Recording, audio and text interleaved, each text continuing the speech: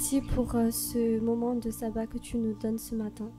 Merci également, Seigneur, pour tous les bienfaits que tu nous donnes tout au long de notre semaine, mais aussi dans notre vie quotidienne.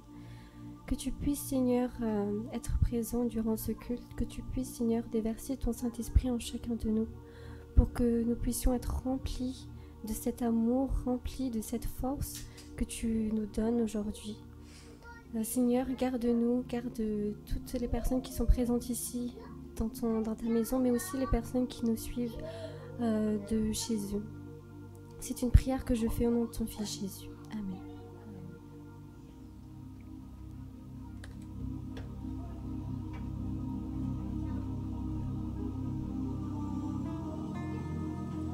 Louez le Seigneur, dites bien haut qui est Dieu. Annoncez aux autres peuples ses exploits. Chantez pour lui, célébrez-le par vos chants. Parlez de toutes ses merveilles. Soyez fiers de lui, l'unique vrai Dieu. Ayez le cœur en joie, fidèle du Seigneur. Amen.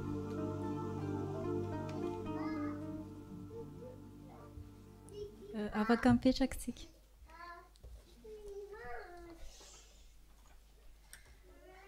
Izahay ety aloha dia faly miarahaba antsika rehetra tratran'ity sabata mahafinaritra be ity. Faly ve nareo? Dia ny hafatra ho antsika androany mantsy momba ny fitiavana dia manasa anareo mba hitodika amin'ny namanareo eo akaikinareo dia hiteny an'izao hoe mba hitomba ao amintsika ny fifankatiavana avy amin'Andriamanitra dia ampiana amen. Dia miaraka mitsikitsikina tsy taly le vava. Amin'Andriamanitra. Amen. Amen. Sotra. Ho fanomezana fiderana an'Andriamanitra dia hiaraka hitsangantsika hanao ny hira Plonge-moi dans ta rivière.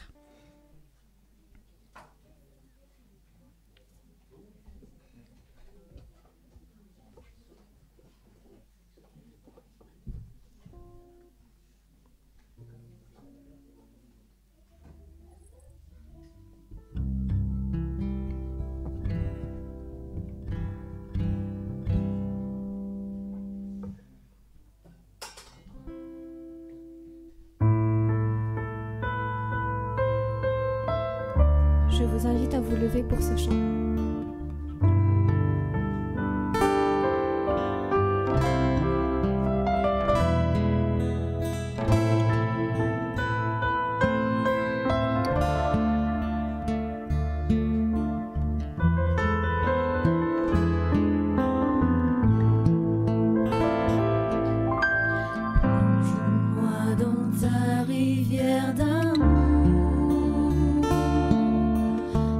Plonge-moi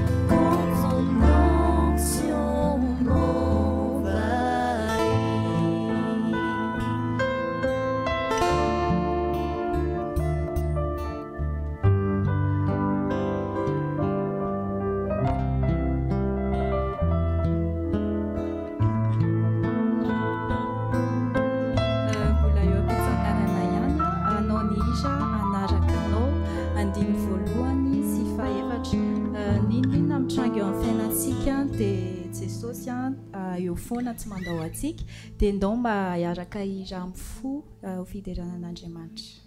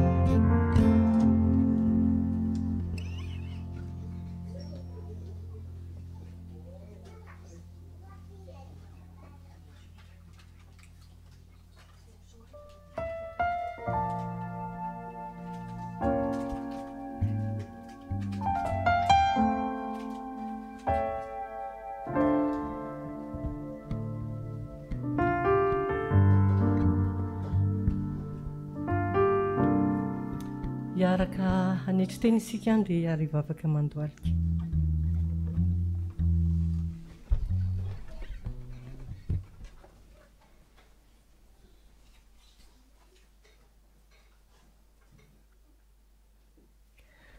Renay masina izay any an-danitro misaotra anao izay satria noho ny fahasoavanao no naheto anay. Misaotra anao izay Tompo ny fitantananao ny fiainanay amin'ny atsipiriany rehetra.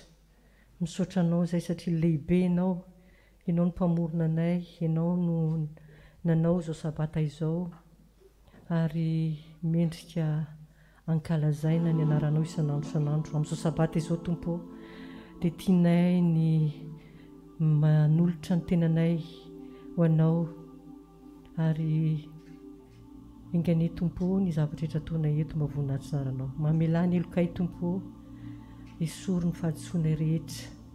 Tafio ny lamba famarinanao izahay mba azahoanay mandray ny afatra ny teny ny fiderana rehetra izay ataonay eto. Ary mangataka aminao izahay mba tsy ho anay eto ihany amin'ity tempoly masina ity, fa ho an'ireo namanay rehetra izay manaraka anay amin'ny Zoom ary ireo izay tsy afaka koa Tompo manantona anao any amin'ny tempolinao na amin'ny Zoom dia ingane mba ho tahinao amin'ny fomba manokana izy ireny. Tompo tahio ny marary, tahio ireo kivy, ianao ny hiaraka amin'izy ireo koa ary hanatrika azy. Raha io akinoko aminao koa ny fitahinany reto ankizy madinika rehetra miaraka aminay reto. Ingane izy ireo mba ho zanakao tanteraka ary tombo saina sy tena tokoa eo anatrehanao sy eo anatrehan'ny olona. Dia tahio ny tanora, tahio ny ray aman-dreny rehetra koa. Dia izay rehetra mety mahasoanay Tompo, ingane ny fahasoavanao sy ny fitahinao hitoetra eto aminay amin'izao fotoana izao. Amin'ny anaran'i Jesosy zokinay. Amen.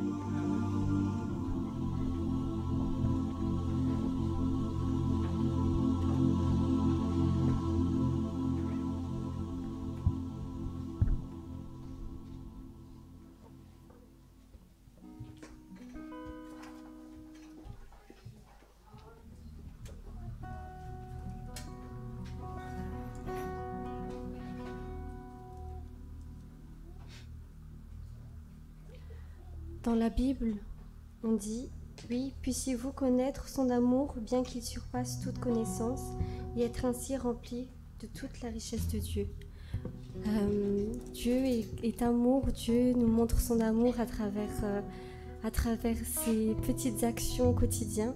Et pour prouver que tout cet amour est réel, je vous invite à chanter ce chant « Anjaman Chafitiavan ».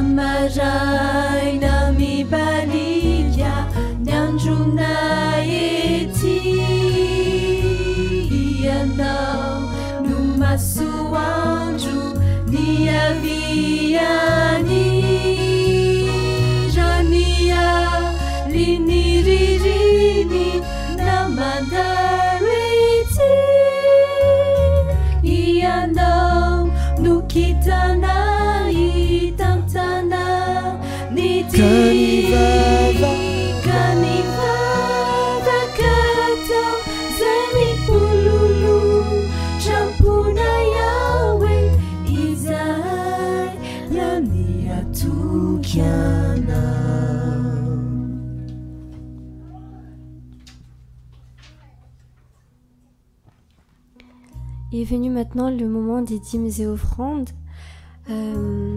J'invite les diacres à passer dans les rangs. Il faut savoir que Dieu nous donne chaque jour, Dieu est bon chaque jour envers nous. Alors en ce moment, souvenons-nous à chaque fois où il était présent et donnons de tout notre cœur pour le Seigneur.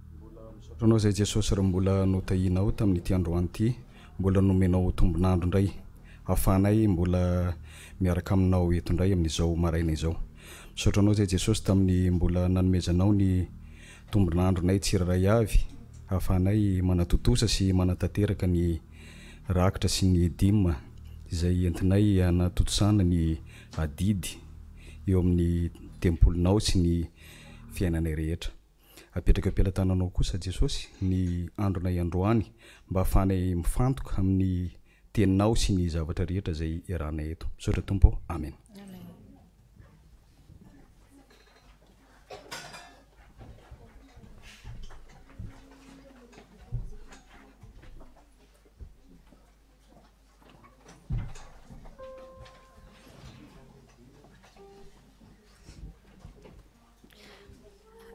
Je vous invite à chanter le chant Merci d'un cœur reconnaissant.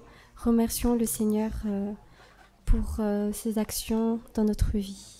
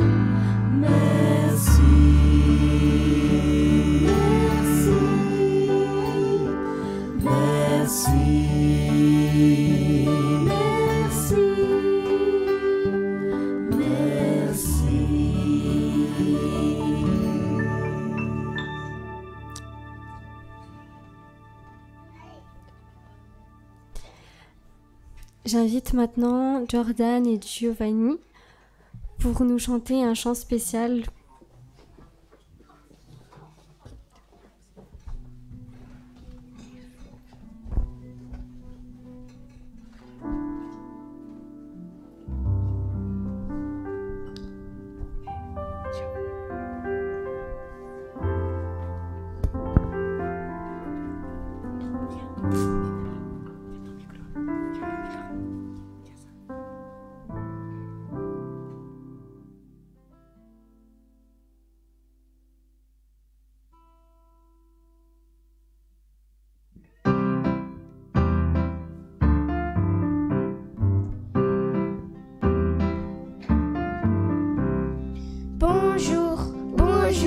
Nous sommes tous ici. Bonjour, bonjour. Tu tu es là aussi. Bonjour, bonjour, nous sommes tous ici. Bonjour, bonjour, tu es là aussi. On va chanter, louer et adorer Dieu qui nous a aimés. On va chanter, louer et adorer Dieu qui nous a sauvés. Bonjour, bonjour, nous sommes tous ici. Bonjour, bonjour, tu es là aussi. Bonjour, bonjour, nous sommes tous ici. Bonjour, bonjour, tu es là aussi. On va chanter, louer et adorer Dieu qui nous a aimés. On va chanter, louer et adorer Dieu qui nous a sauvés. Dieu qui nous a sauvés. Dieu qui nous a sauvés.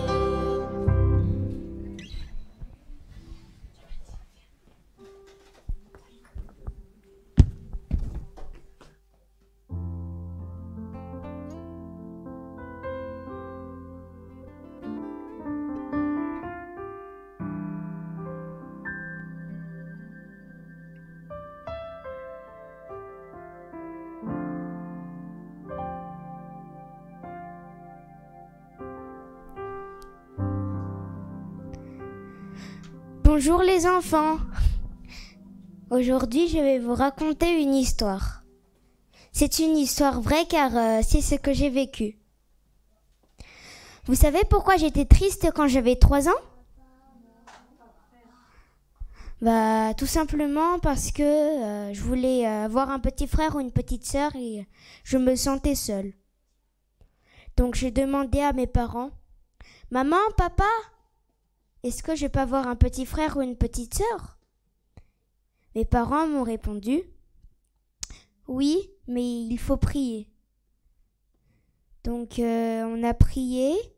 Je voulais pas rester chez moi, même si mes parents jouaient de temps en temps avec moi et que j'avais beaucoup de jouets, parce que je voulais vraiment un enfant qui joue avec moi.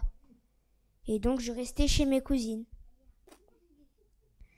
Et donc c'est un jour où ma mère m'a récupérée de l'école et m'avait informé que Elio avait eu un petit frère. Et donc moi j'étais très très triste et j'ai demandé une question à ma maman. Maman, pourquoi Dieu ne nous répond pas alors qu'il a donné un petit frère à Elio ? Ma mère m'a répondu, il faut encore prier et il faut y croire. Donc on a encore prié et Dieu nous avait répondu et il m'a donné un petit frère. C'était une très très longue attente. C'était de 3 ans jusqu'à 6 ans. Et voilà, c'était mon histoire. La leçon à retirer, c'est que il faut toujours croire en Dieu, il faut toujours persévérer à y croire et à prier Dieu. Et même si c'est long, Dieu vous répondra à la fin. Voilà, c'était mon histoire pour aujourd'hui.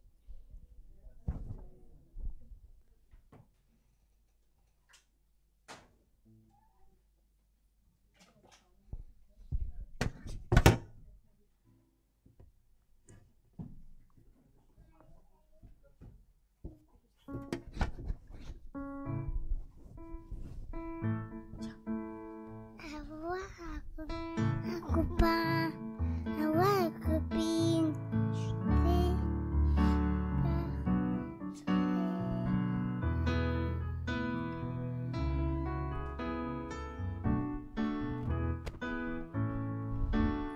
au revoir les copains, au revoir copines, c'est l'heure de se séparer. On a beaucoup appris, on s'est bien amusé. Au revoir, au revoir, au revoir. Au revoir les copains, au revoir les copines.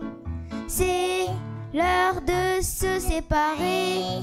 On a beaucoup appris, on s'est bien amusé. Au revoir, au revoir, au revoir. Au revoir, au revoir, au revoir. Au revoir, au revoir, au revoir.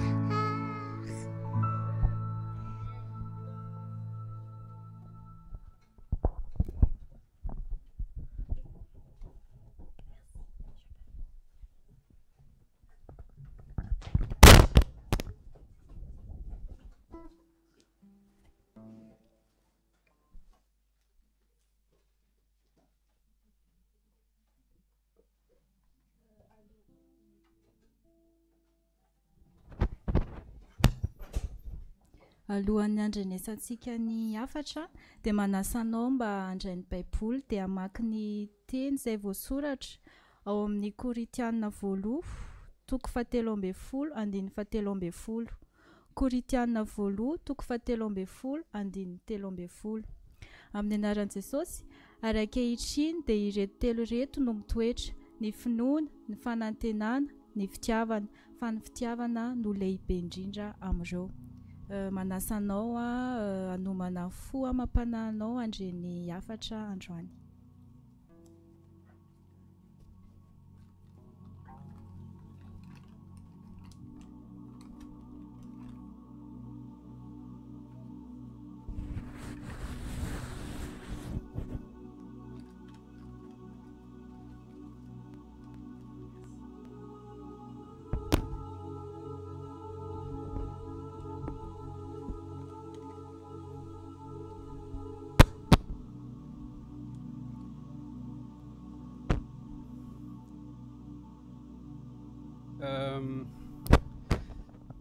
Faly miaraka tsirairay avy indray tratran'izao sabata izao dia misaotra an'Andriamanitra ihany koa tsika niaro sy nitantana antsika tsirairay avy tamin'ny anemana iny. Misaotra ny Jordan koa tamin'ilay témoignage teo fa ny zavatra iny tena zavatra mariky anazy tamin'ny fiainany satria ela be mihitsy ilay niandry zandry. Dia misaotra an'Andriamanitra fa efa 3 taona izay nahazoana ny Giovanni dia angambany dans 3 semaines koa mbola ho avy ny zandriny faharoa. Dia mangataka engany Jordan tsy angataka zandriny intsony fa aloha indray mba niafany ianao zandriny fa efa mitaky ny isan-jaso izy ny gasy. Izay no ela fa zavatra hozaraiko amintsika androany dia mikasika ny fitiavana izy tia dia toy an'ilay toriteny tamin'ny Desambre izany ny hoentiko aminareo eto izay mitondra ny lohateny hoe fitiavana no valiny.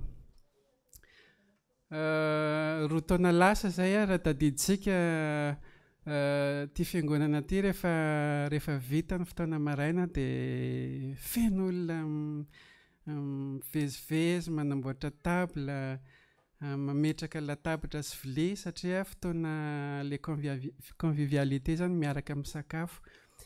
Dia amin'io tena fifaliana mihitsy mifankahita sy miaraka amin'ny olona satria ohatran'ny eo zany afaka miresaka, afaka mifampitantara. Dia eo koa ny sasany moa manararaotra mitantara zavatra mampiomehy isan-karazany dia hitanao ny latabatra rehetrarehetra feno olona falifaly, feno olona mikakakaka zany ny latabatra. Dia tamin'izay fotoana izay dia tsy amin'ny sisiny teto zany ny latabatra misy anahy niaraka amin'ny ankizy sasatsasany niaraka tamin'ny latabatra teo dia samy manana sujet an-daholo moa ny olona rehetrarehetra rehefa miresaka dia ny sujet resahana teo tamin'izay dia hoe ahoana ny ataonao raha ohatra ka misy olona manitsakitsaka anao dia inona ny zavatra mba solution mba entinao miatrika an'izany. Mialatsiny. Dia samy namoaka ny heviny teo daholo izany ny tsirairay. Dia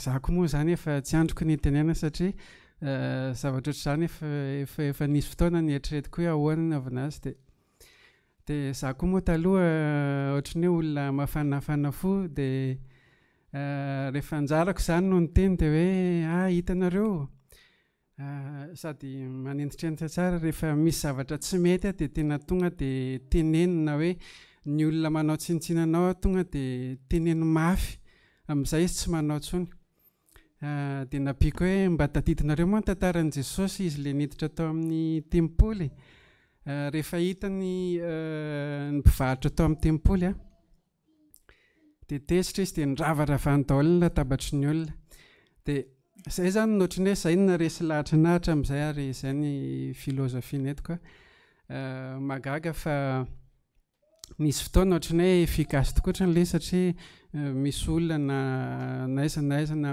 any ampiasana na eny an-dalana rehefa hitanao hoe manana personnalité ozy izy ny vazaha dia manajanaja anao ny olona satria tsy azo nikitikitihana zany dia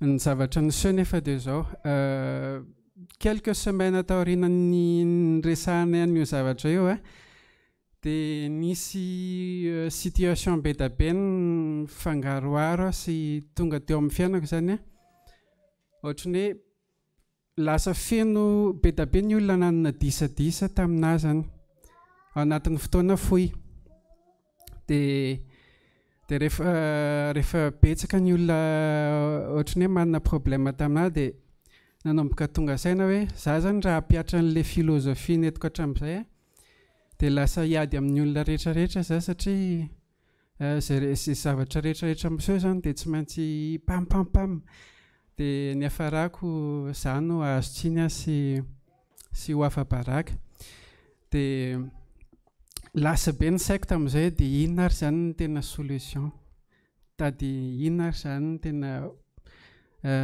fomba mendrika na hoe mety ahafahako miatrika an'le situation dia somary nalahelo ihany ny foko tamin'izany fotoana zany dia nentiko ambafaka zany le problème ozy hoe Andriamanitra mba atoroy lalana za fa tsy fantatra hoe inona ny zavatra tokony ataoko dia ny fotoana zany niaino boky ny salamo zany niainoko tamin'ny fotoana elaela dia mampahery tokoatra ny boky ny salamo dia fa en même temps za nitady conseil tamin'ny internet na hoe amin'ny YouTube zany amin'ny internet moa feno olona manao vidéo resaka développement personnel na hoe resaka relationnel dia nisy fotoana zany nitady solution tamin'ireny vidéo ireny dia ny zavatra tsapako dia zao ohatra ny hoe tsisy na zavatra nasarika anazy zany le zavatra tena tenen'le olona henoko ireo fa ndray andro kosa nitombe tamin'ny vidéo anankiray za dia ny zavatra niresahan'ity olona ty dia resaka fitiavana dia tamin'izay tena ohatra ny taitra be mihitsy za sady gaga resaka fitiavana ny resahan'le rangahy jerevako le vidéo nijery renseignement momba le olona tsisy information mihitsy kristianina le olona na ina le vidéo koa tsisy référence hoe verset biblique na ina dia gaga za hoe fa ahoana ny tsy nahalalako an'izany fa olona ohatra ny hoe olona everiko olona tsotra indray ny matakatra n'izany hoe fitiavana zany dia nanomboka teo dia nanontany tena fa ahoana zany le resaka fitiavana henoko na hoe novakiako hatramin'izay nandritra ny maha kristiana anahy dia ozy tena andeha hojerevako momba n'ity fitiavana ity ahoana marina ny tena lazain'ny baiboly mikasika n'ity fitiavana ity dia nanomboka teo dia nanomboka nandinika zany nandalindalina n'le fitiavana tato amin'ny baiboly dia ny zavatra tsapaka dia tena ohatra ny vao miresaka fitiavana le baiboly dia ohatra miratra be mihitsy ny masoko fa tena ohatra ny hoe zavatra vaovao be aminahy le resaka fitiavana ohatra ny hoe c'est une nouvelle vie dia ohatra zao hoe vao nanomboka mihitsy zao ny Genesis dia hitantsika eo nitaratra ny fitiavan'Andriamanitra no ariany tahaka ny endriny tsika nataony mitovy aminazy dia notafiny akanjo voninahitra fitiavana zany ny zavatra tsapako voalohany tamin'ny nitadiavako an'ity fitiavana ity tao amin'ny ten'Andriamanitra dia tena mitondra nouvelle vie ho anahy ny fitiavana ary mitondra ohatrany hoe mitondra bonheur be par rapport amin'ny fiainako taloha tena ataoko hoe tsisy ifandraisany intsony amin'ilay filozofia netiko taloha zany le fitiavana dia indrindra koa rehefa ampiarinao ilay zavatra fantatrao dia vao maika mitondra bonheur be tena manana sensation mihitsy ianao tena mahafinaritra be ilay izy. Ny zavatra azoko lazaina faharoa ihany koa dia izao ny tenin'Andriamanitra dia anisan'ny mampitombo ny fitiavana ao anatinao. Azavaiko ny tiako tenena hoe asa raha tadidinareo Jesosy ny teny hoe dinionareo sisy ny soratra masina satria ataonareo fa ao aminy ananareo fiainana mandrakizay ary ireny manambara. Dinio ny soratra masina sy dia ny apôstôly Paoly indray ny teny hoe fa ny finoana dia avy amin'ny toriteny ary ny toriteny dia avy amin'ny tenin'i Kristy. Amin'ny Romana 10. Ireo verset anankiroa ireo zany raha tamin'ireo dia midika hoe tsy hitombo mihitsy ny fahalalantsika ny Jesosy raha tsy misy ny tenin'Andriamanitra, dia tsy hitombo mihitsy koa ny finoantsika raha tsy eo ny tenin'Andriamanitra. Dia mieritreritra zaho hoe ngamba ny fitiavana koa tahaka an'izany raha tsy misy ny ity tenin'Andriamanitra ity dia tsy afaka hitombo ilay fitiavana. Zao nefa mety zavatra iseho mety hoe hamaky baiboly ianao hamaky tadiny fitiavana kanefa tsy azonao ilay resaka, tsy azonao, tsy mazava ilay resaka. Dia amin'io fotoana afantaranao hoe tsy mazava aminao ny resaka, eo ianao no mila ny fanahin'Andriamanitra. Izany hoe ny fanahin'Andriamanitra zany manampy anao amin'ny fahalalana ny tenin'Andriamanitra, izany hoe inséparable ny fanahin'Andriamanitra sy ny teniny. Dia ny tiako lazaina aminareo dia hoe mazotoa mandinika ny soratra masina fa mampitombo finoana, mampitombo fitiavana, mampitombo zavatra be da be ny mandinika ny soratra masina. Donc entre parenthèse kely ny différence ilay hoe mandinika sy mamaky. Le mandinika zany ohatrany hoe zay zavatra vakianao dia anaovanao réflexion, anaovanao recherche na hoe eritreretinao inona ny tena dikan'izany, tadavinao daholo zany mety ho hevitra ao anatin'ilay izy. Dia ny mamaky indray ohatrany hoe mamaky chapitre be da be fa tsy voatery hoe azonao daholo ny zavatra vakianao. Dia izay no tiako ho azontsika fotsiny hoe Jesosy miteny hoe dinio ny soratra masina. Dia ilay mandinika zany tena tadavin'Andriamanitra amintsika. Voilà. Izay ny resaka témoignage. Raha mbola ao tsika dia misy ankamatatra kely ty anontaniako amintsika. Misy verset zay ao amin'ny baiboly malaza be. Be da be ny olona mahay an'izy ity na kristiana na misy ary ny sasany tsy kristiana mahafantatra an'ilay verset. Kanefa n'izao mahasamihafa n'ity verset ity dia sarotra tanterahana be ilay izy ary Jesosy ny teny anazy. Tsy haiko raha mety manana idée ve nareo inona ilay verset? Non, tsy tena izay ilay izy.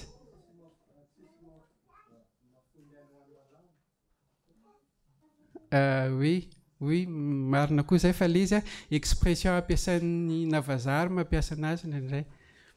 Ok. Oui, mifandray amin'izay.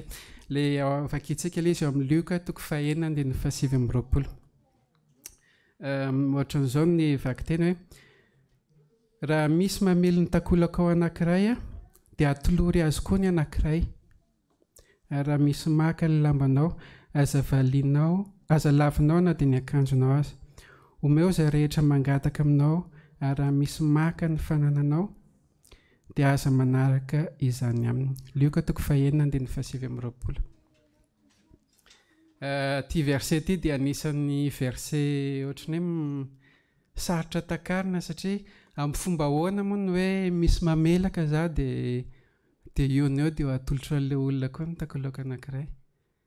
Sarotrarotra be ary fantatsika fa ny felaka zany tsy vitany marary fa manala baraka zany ary ny tena tsy zakantsika olombelona ny zavatra tsapako aloha rehefa ohatra hoe zandrinao le olona miaviavy aminao na hoe manao tsinitsinanao dia ohatra ny vomaika marary be satria le olona zandry keliko tsy tsinitsinina ry akory manao tsinitsinina dia tonga dia voadona be zany le ambopo.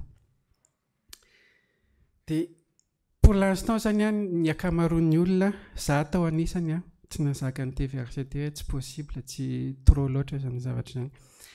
Dia rehefa nieritreritra nefa dia zao tia mimetraka fanontaniana amintsika za tsika zao efa miaina amin'ny andro farany tsika zao ary angamba amin'ny androntsika zao mihitsy nisy hony le faminaniana ny tenen'i Jesosy ho ampahoriana ianareo noho ny anarako.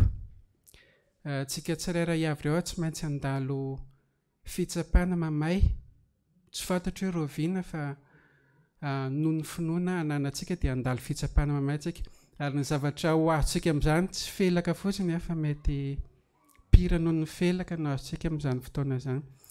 Dia mimetraka fanontaniana amintsika za hoe iza amintsika no vonina hiaritra amin'izany, iza ny hiaritra dia iza ny emotra. Rado vonina tsika rehetrarehetra hoe vonina daholo tena hiaritra hoe raha ataon'ny olona an'izao dia hiaritra tazomiko ny finoako. Amen. Misaorina an'Andriamanitra satria vonina tsika ny hiaritra. Ary izao ny fanontaniana tenaiko hoe maninona tsika amin'izany fotoana zany manana fahavononana hiaritra hitazona an'ilay finoana fa maninona amin'izao fotoana izao tsika raha misy mamelaka dia sarotra be tsy vitatsika miaritra. Nefa zavatra le situation afaka eritreretina hoe mitovy ihany satria mitouché ny tenanao le action ary mety hopira kokoa ary ny amin'ny andro mahory noho ny amin'izao fotoana izao. Ny tiako hiaviana amin'izay fanontaniana izay dia izao rehefa tia fitiavana ity hozy izy ny apôstôly Paoly amin'ny Korintiana 1:13 hoe l'amour supporte tout, l'amour est passion. Misy dikany be izay teny izay tia teny amintsika za hoe raha misy mamelaka anao na aty am-piangonana na eny an-dalana dia reto, mahereza dia reto. Hatreo aloha tsika dia tohizantsika ny vaky teny. Tohizantsika ilay Luka 5:2-3 amin'ny Luka 5:2-3 dia izao ny vaky teny hoe fa raha izay tia anareo ihany no tianareo, inona moa ny soa tokony ho azonareo? Fa na dia ny mpanota koa aza mba tia izay tia azy. Ary raha izay manisy soa anareo ihany nasianareo soa, inona moa ny tokony ho azonareo? Fa na dia ny mpanota aza mba manao izany ihany. En français izy hoe si vous aimez seulement ceux qui vous aiment, il n'y a pas de quoi vous dire merci. En effet, même les pécheurs aiment ceux qui les aiment. Ty verset ty important be. Tiany Jesosy tenena hoe ny olona mirespekte anao ihany ve no respektenao? Ny olona tianao ihany ve no tianao? Raha izany dia zavatra normal be zany. Il n'y a rien d'exceptionnel. Fa ary ny zavatra important amin'ity koa dia le hoe na ny mpanota aza mba mifankatia. Tsy haiko raha tsapanareo fa indraindray amin'izao tontolo izao misy zavatra mahagaga amin'ny resaka fitiavana. Nisy moi zay asa raha tadidinareo ilay boulanger tsy tadidiko izy teo fa teto France nanao grève de la faim mba irégularisena an'ilay apprenti africain tao aminazy. Même nazaka nefa en fait tian'ilay rangahy zany mba ho régulariser le olona fitiavana zany. Nefa tsy haiko na kristiana izy na tsy kristiana. Et pourtant le monsieur il avait de l'amour.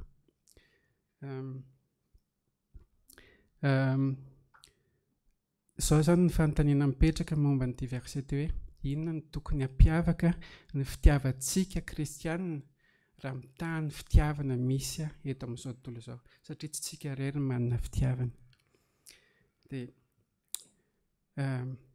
hovaleko ilay fanontaniana ny tokony hampiavaka antsika amin'ny maha-kristiana antsika dia ny faharetam-po na hoe patience en français. Patience aty ny dikany amin'ny définition dia hoe courage pour supporter à la longueur de temps. Ny fitiavana zany a misupporter tout et l'amour et passion. Korintiana voalohany toko fa 13. Tiako manamarika amintsika fa toetran'Andriamanitra ty patience ity. Andriamanitra mihitsy no niteny ao amin'ny Exodosy toko fa 4:7 dia ty tantara ty rehefa niantso an'i Moïse teny hiakatra ny amin'ny tendrombohitra Sinay zany ny Andriamanitra. Dia rehefa tonga teo amin'ilay toerana Moïse tonga tamin'ilay fotoana dia niseho tamin'Andriamanitra dia niteny Andriamanitra toy izy Andriamanitra hoe vakiko amin'ilay français ilay izy azafady. Ensuite le Seigneur passe devant Moïse et il dit d'une voix forte afa-tsy d'une voix faible hoe Moïse fa d'une voix forte teny hoe sura mihitsy Andriamanitra rehefa miteny ho izy hoe je suis le Seigneur, oui je suis un Dieu de pitié et de tendresse, je suis patient, plein d'amour et de fidélité. Caractère d'Andriamanitra ny patience. Misy verset anankiray koa ty tao amin'ny fanontaniany Petera tamin'i Jesosy hoe hoy izy Petera hoe tompoko impiry moa ny anotan'ny rahalahyko amiko ka avelako izy hatramin'ny impito va? Fa hoy Jesosy taminy tsy lazaiko amina hoe hatramin'ny impito fa hatramin'ny impito amby 70. Tena hoe Andriamanitra zany Jesosy dia miteny antsika hoe tsy hoe nanota taminao indray pa ny rahalanao dia avelanao dia hoe rehefa mamerina fandronana fanotelana dia c'est fini fa presque hoe tsisy limite fa rehefa mifona aminao ny rahalanao izy dia avelao. Zay ny atao hoe patience.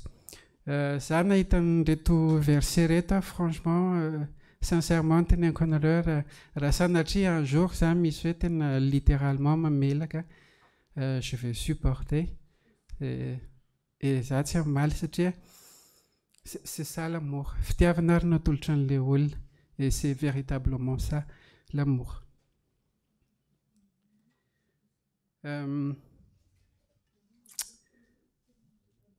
Misy memetsika ohatrany hoe sarotsarotra ve? Kanefa n'izay ny fitiavana. Misy hitanareo amin'ity hoe misupporter ty misy astuce kely ty zaraiko aminareo ty astuce kely ty manampy antsika migérer les situations difficiles zany na hoe misupporter plus facilement les chocs zany. Tsy haiko raha nareo le mijery Facebook na YouTube tsy haiko raha efa hitanareo misy sport vaovao zay mandeha amin'ny YouTube ao championnat du gifle ny anarany. Tsy haiko efa hitanareo nga misy olona anankiroa mifanatrika latabatra ohatran'izao dia mifamelaka faran'izay hainy dia fandimbo mifamelaka zany le olona anankiroa dia izay resy zany c'est lavo zany no resy. Zay le jeu. Dia za mieritreritra ny endry zalahy reto zany mifelaka efa tsisy hoe choc émotionnel atsiny fa dia efa lasa fialam-boly lasa voninahitra indray le felaka. Ny tiako haviana amin'izay dia zao en fait ny problème rehetrarehetra arakaraka ny andraisanao anazy mavesatra anazy na mamora anazy.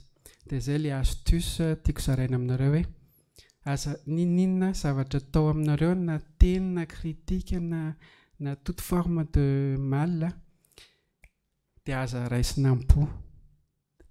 Fa raha vao raisinao am-po le zavatra raha vao tafiditra anaty fonao dia lasa mavesatra be, lasa tsy zakanao, lasa ianao mitomany ery amin'ny sisiny ery tena tsy rariny.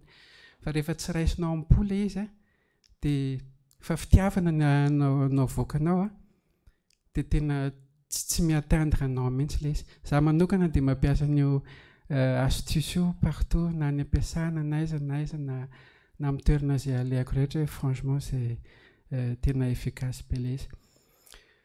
Par contre ny zavatra remarque kely fotsiny amin'ity dia zao indraindray mety eritreretratsika hoe tsy raisiko ampo mihitsy ninona tenenina dia ohatra zany zao za hoe ohatra misy miteny ato am-piangonana moa ianao ve mba afaka ataonao moramora ohatra ny volume amin'ny piano rehefa mitendry fa mafy loatra dia tiany intsony ny mpihira.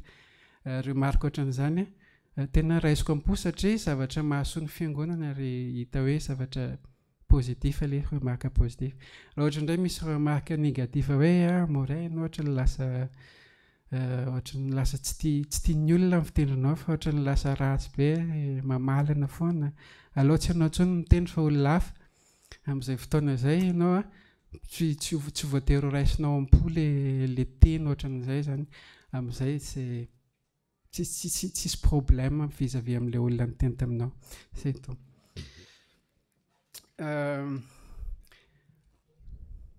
Mbola tohizana sa asitsika histoire des enfants kely aloha?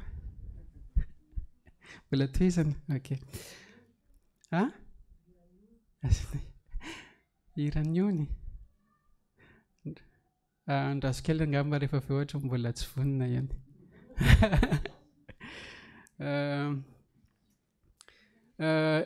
Hiditra amin'ny deuxième partie tsika resaka fitiavana le izy le verset niteneniko anareo teo hoe misupporter tsy mandeha rery mazava ho azy fa manana conseil Jesosy momba ny hoe misupporter io ihany koa.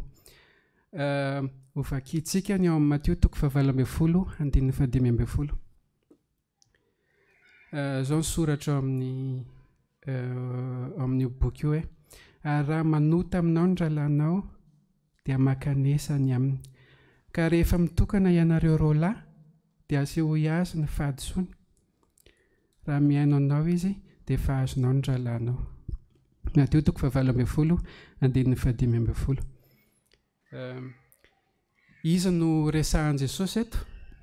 Ianao le matsiaro tena hoe victime, ianao le natsiaro tena hoe voafelaka zany raha ohatra ataontsika entre guillemets.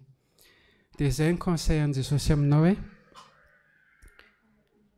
ianao zany tsy namaly an'le zavatra nataonao fa hoy Jesosy hoe mandeha any ianao any amin'ny olona dia alaivo mitokana izy. Important be ilay hoe mitokana fa tsy hoe ao mason'olona nareo voatery teny fa entre anao sy ilay olona.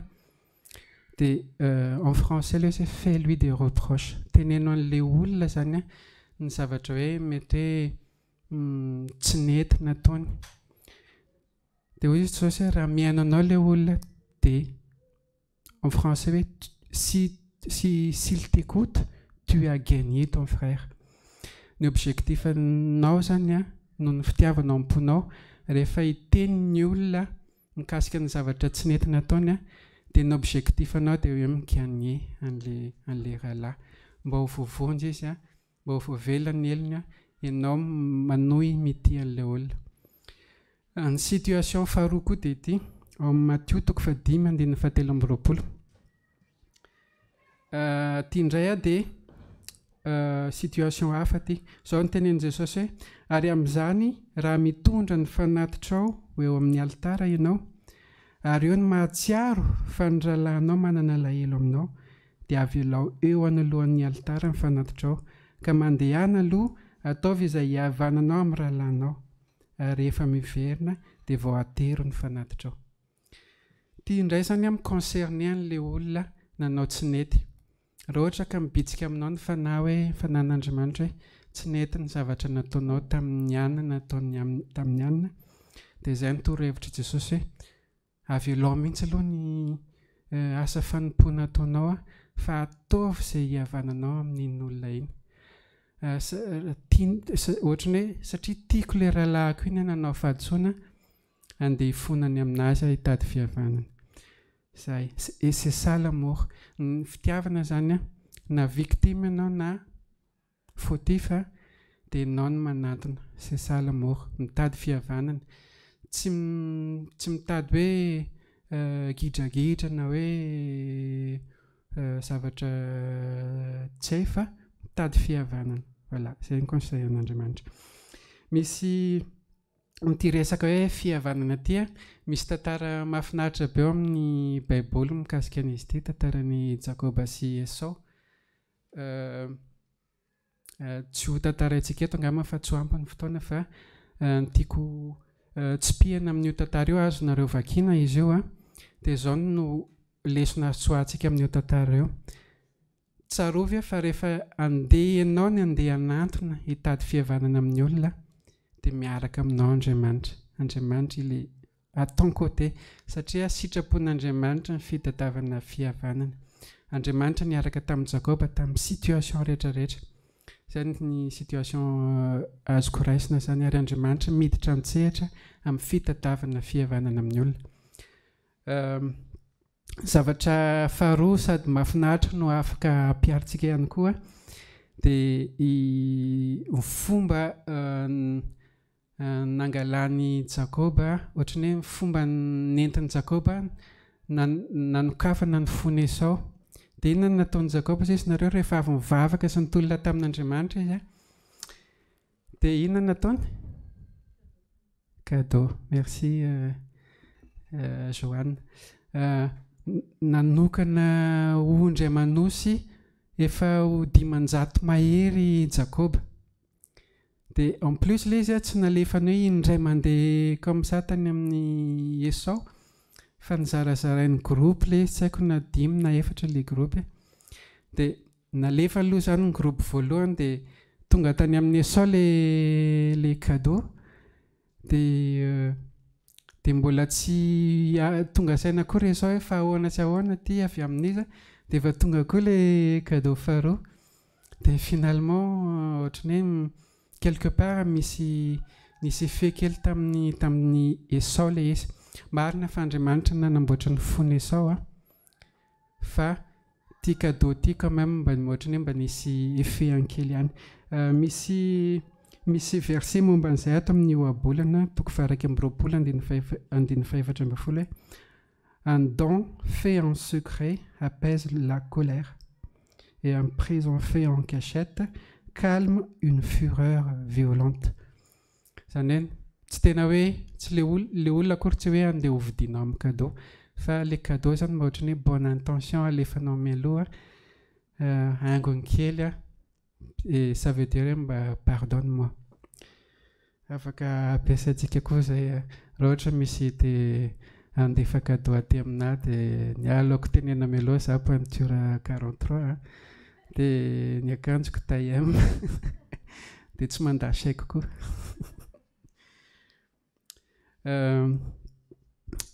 Tonga amin'ny famaranana antsika ofehan'izay toriteny izay dia ovakitsika ny Korintiana voalohany 7:20 andiny faharoa ka hatramin'ny andiny faharoa sy ny 7:20 azafady. Mbola avy antsika aloha ça va daholo ok. Zao mivaky le teny ary na dia manana faminaniana zao ka mahalala ny zava-miafina rehetra sady manana ny fahalalana rehetra, ary na dia manana ny finoana rehetra zao ka mahafindra tendrombohitra kanefa tsy manana fitiavana dia tsinotsinonao. Ary ankehitriny dia telo reto no mitoetra: ny finoana, fanantenana, ny fitiavana, fa ny fitiavana ny lehibe amin'ireo. Ty verset ty tena important be mihitsy hoe ianao sisy afaka manana finoana mahafindra tendrombohitra kanefa raha tsy manana fitiavana dia zava-poana ihany zany. Tsika kristianina izay malaza fa andovan'ny fanjakan'Andriamanitra, raha tsy ao amintsika ny fitiavana dia zava-poana ny finoantsika. Asa raha tadiditsika ny tantaran'ilay vehivavy mpanano tena tao amin'ny tempoly nanatitra fanatitra. Nisy vehivavy zany tao amin'ny tempoly ny fanatitra nataony 2 centime ny fanatitra nataony satria voalaza amin'ny baiboly fa mahantra ilay ramatoa ary izay ny zavatra nananany. Dia akote an'izay misy olona mpanambola be, mpanan-karena be nandrotsaka vola be tao amin'ny fanatitra rehetan'ny olona ny zavatra fanatitra nataony amin'ny mampanankarenana azy. Dia hitany Jesosy tsara izay situation izay, nijery Jesosy. Dia izy Jesosy hoe lazaiko aminareo marina dia marina tokoa, ity vehivavy ity no nanome be indrindra. Zava-dehibe izay hoe Andriamanitra mijery ny fo. Andriamanitra tsy mijery ny quantité ny zavatra ataonao, fa Andriamanitra mijery ny fo, ilay fitiavana anaovanao an'ilay asa fanompoana. Izay no jeren'Andriamanitra. Misy tantara mampalahelo koa ny tenenin Jesosy hoe rehefa tonga Jesosy eny amin'ny raolanitra dia be da be ny kristianina hiteny hoe fa izay ve tsy efa nanao faminaniana tamin'ny anaranao, tsy efa nanao fahagagana tamin'ny anaranao ve izahay, tsy efa nanasitrana olona tamin'ny anaranao ve izahay. Dia Jesosy tsy fantatra akory nareo fa dia hoy izy Jesosy hoe izay nataonareo tamin'ireny kely ireny hozy izy tamin'ireny majinika ireny no efa nataonareo tamiko koa. Asa raha tadidinareo fa ny fitiavana dia manome valeur ny olona rehetra, na ny kely na ny lehibe dia mena valeur. Fa reto kristianina reto izany variana tamin'ny asa ngeza be, goavana be, faminaniana sy fanasitranana sy fahagagana, dia tsy nanana fitiavana ho an'ny olona ny majinika. Nefa izay no tena important. Ny fitiavana no tena important. Misy verset farany indrindra ty vakiko aminareo, Filipianina 2:15 ka hatramin'ny 7. Aoka ho aminareo izao saina izao, izay tao amin'ny Kristy Jesosy koa, izay na dia nanana ny endrik'Andriamanitra aza dia tsy nataony ho zavatra ho fikirina mafy ny fitoviana amin'Andriamanitra, fa nofohanany ny tenany tamin'ny nakany endriky ny mpanompo sy ny nahatongavany ho manam-pitoviana amin'ny olona. Ary rehefa hita fa nanantareo olona izy dia nanetry tena ka nanaiky hatramin'ny fahafatesana, dia ilay fahafatesana tamin'ny hazo fijaliana. Koa izany no nanandratan'Andriamanitra azy indrindra sy nanomezany azy ny anarana izay ambony noho ny anarana rehetra. Jesosy ty ary zareo fantatsika fa Andriamanitra Jesosy, Andriamanitra naka endrik'olona, tompony tompo, mpanjakan'ny mpanjaka, tout puissant. Nefa n'izany situation izany tsy nanakana anazy naka ny endriky ny mpanompo, ohatra antsika naka ny endrik'olombelona. Dia taisa Jesosy izy niteraka tany an-tranompo, tsy mba hoe tany amin'ny Hilton na hoe tany amin'ny zavatra klasy be, any an-tranompo ny mpanjaka niteraka. En fait ny apparence tena tsy mikônty amin'Andriamanitra ny apparence. Dia Jesosy rehefa naka mpianatra 12 lahy dia talohan'ny Pasika dia ny zavatra nataon'i Jesosy dia izao, normalement ny mpanompo ny manasa ny tongotra, fa tamin'io fotoana io dia Jesosy ilay tompo nanasa ny tongotry ny mpianany, nefa izy Andriamanitra. Izany dia fitiavana daholo izany, fitiavana ny dikan'izany rehetrarehetra izany. Andriamanitra dia fitiavana, ary izay fitiavana izay tian'Andriamanitra mba hananantsika ihany koa. Raha tianao no hanana fiadanam-po, hanana fahasambarana, raha tianao no hiditra amin'ny fanjakan'Andriamanitra, raha tianao no hitovy amin'i Jesosy, dia fitiavana ny valiny. Amen.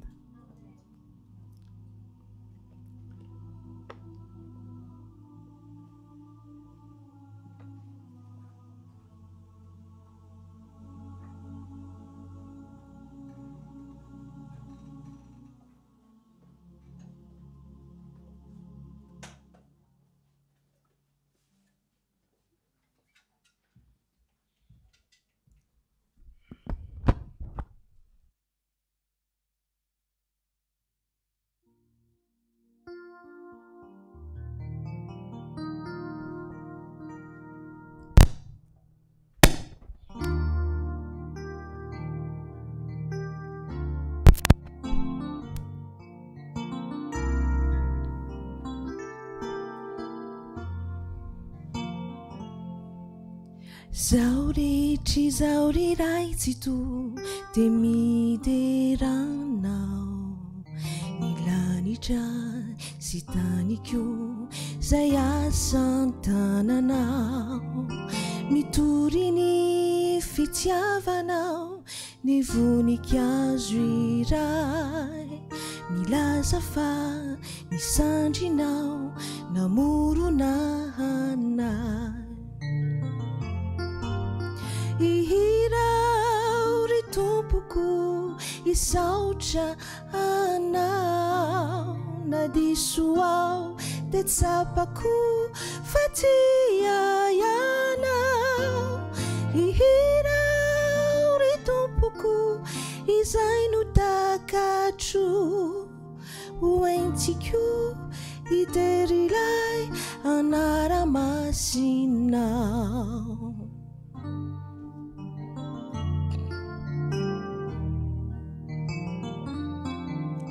dario lalany zahay riray ahay saotranao na mafia zany adinay hoerinay anao ny teny izay nambaranao no toky hoanay satria Jesosy lay zanakao dia maty hoanay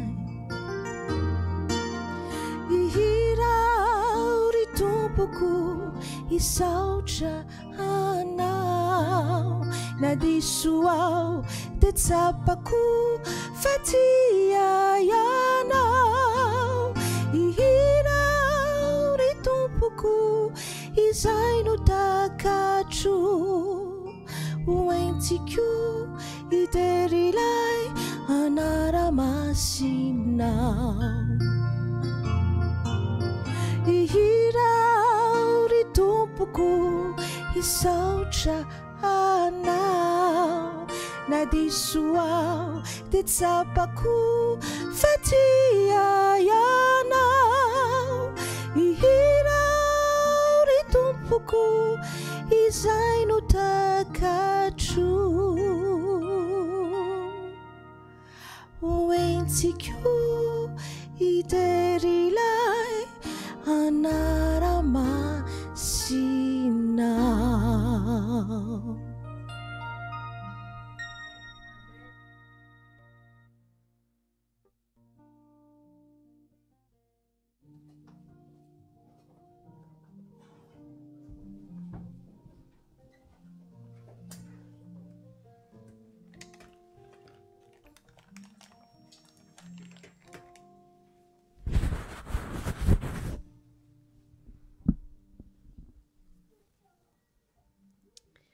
Merci à Moria pour cette prédication qui nous a tous, je pense, réchauffé le cœur.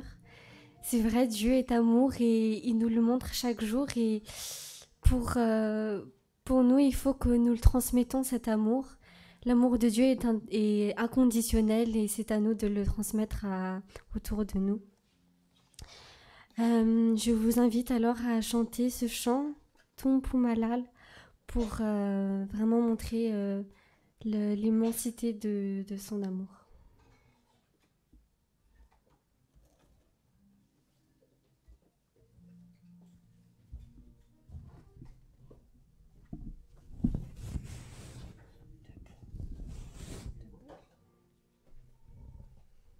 Je vous invite à vous lever.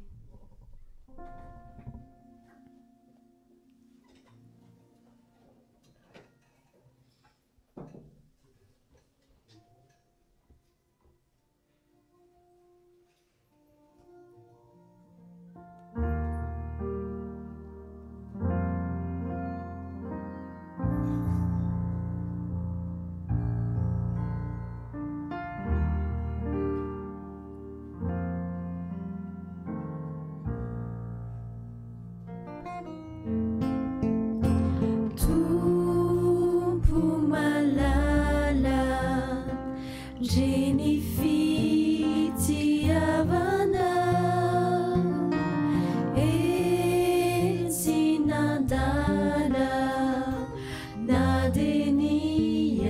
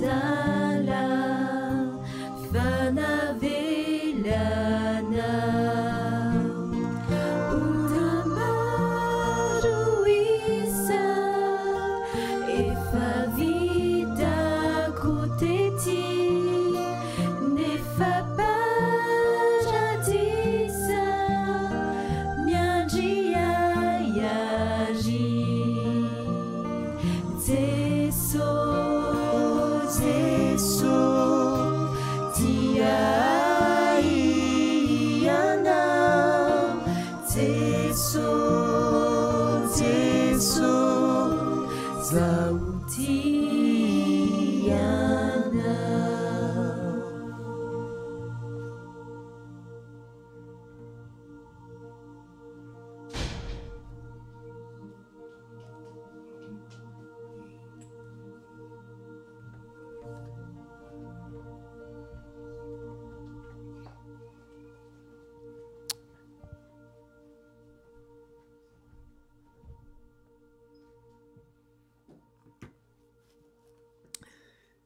Satria tian'Andriamanitra isika dia asainy koa tianazy. Toy izao ny teny izay omenantsika amin'izao faran'izao sabata izao entintsika mamakivaky ity herinandro vaovao ity indray. Esory aminareo ny folentika rehetra sy ny fahavinirana sy ny fahatezerana sy ny fitabatabana sy ny fitenenan-dratsy ary ny lolo-po rehetra. Ary ao ka samy alemy fanahy amin'ny namany avy ianareo ka mpianatra sy famela heloka tahaka ny namelan'Andriamanitra ny helokareo ao amin'ny Kristy. Koa amin'izany dia aoka hanahaka an'Andriamanitra ianareo tahaka ny zanaka malala dia mandehana amin'ny fitiavana toy ny tiavan'i Kristy anareo dia nanolorany ny tenany ho fanatitra sy ho fanavotana amin'Andriamanitra ho hanitra kasitrahana hamonjy antsika. Raiso ny tsodrano avy amin'Andriamanitra raintsika. Ny fiadanana ne ho an'ny rahalahy, ny fiadanana ho an'ny ranabavy, ary fitiavana ambanin'ny finoana avy amin'Andriamanitra ray sy Jesosy Kristy Tompo. Ny fahasoavana ne ho amin'izay rehetra tian'i Jesosy Kristy Tompontsika amin'ny fitiavana tsy mety levina. Amen.